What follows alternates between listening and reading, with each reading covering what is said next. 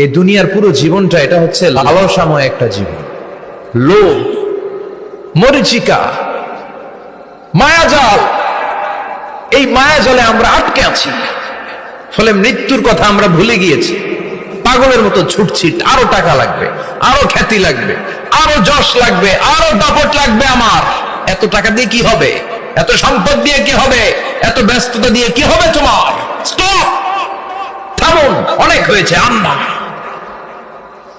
থামুন, take a rest and think about death. Think that you have to go back to your Lord. একটু বসেন না, একটু ভাবেন যে আমাকে চলে যেতে হবে, চলে যেতে হবে। এই কোলাহল, এই ব্যস্ততা, এগুলো থাকবে, থাকবো না আমি।